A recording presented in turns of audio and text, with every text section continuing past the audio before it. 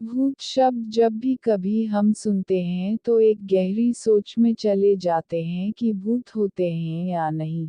जी हाँ, सभी की लाइफ में दो तरह के इंसान होते हैं, पहले जिन्हें भूत की कहानी सुनना पसंद होता है, दूसरे जिन्हें सुनाना पसंद होता है, और आज हम आपके लिए वही दूसरे इंसान बनने जा रहे हैं जो आपको भूत सुनाने जा रहे हैं।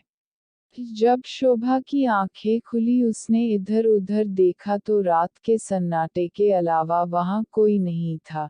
जैसे ही वो अपने बिस्तर पे लेटने को मुड़ी उसके सामने एक विकराल शरीर वाला कोई था जो इंसान तो बिल्कुल नहीं था।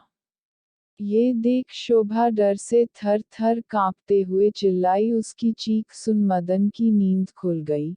मैंने तुमसे कहा था ना, हम कहीं और चलते हैं, यहाँ मुझे ठीक नहीं लग रहा, लेकिन तुम नहीं माने, कहते हुए शोभा जोर जोर से रोने लगी।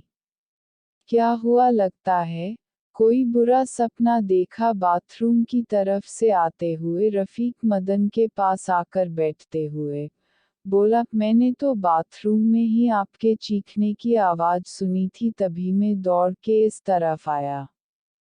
शोभा इतनी डर चुकी थी कि वो अब कुछ बोल ही नहीं पा रही थी।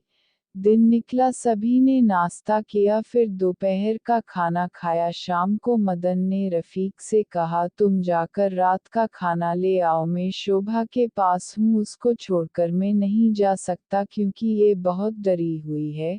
ठीक है, कहते हुए रफीक मार्केट चला गया।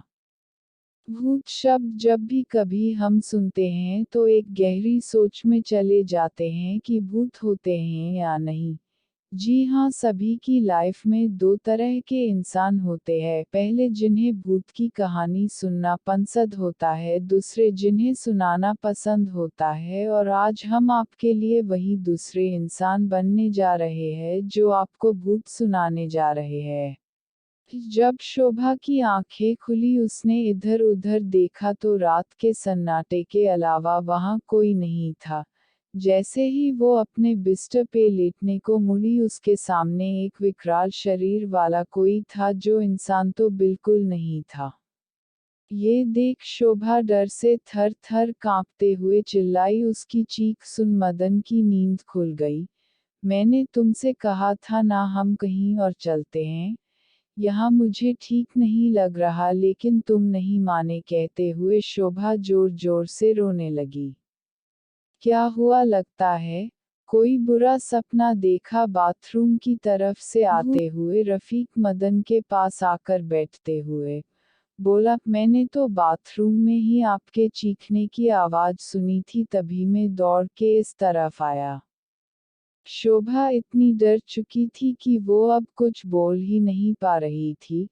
दिन निकला, सभी ने नाश्ता किया, फिर दोपहर का खाना खाया। शाम को मदन ने रफीक से कहा, तुम जाकर रात का खाना ले आओ, मैं शोभा के पास हूँ, उसको छोड़कर मैं नहीं जा सकता क्योंकि ये बहुत डरी हुई है।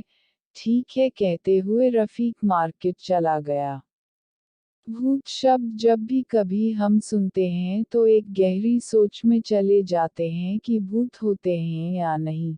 जी हाँ, सभी की लाइफ में दो तरह के इंसान होते हैं, पहले जिन्हें भूत की कहानी सुनना पसंद होता है, दूसरे जिन्हें सुनाना पसंद होता है, और आज हम आपके लिए वही दूसरे इंसान बनने जा रहे हैं जो आपको भूत सुनाने जा रहे हैं।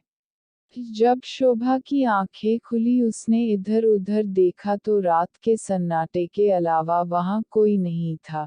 जैसे ही वो अपने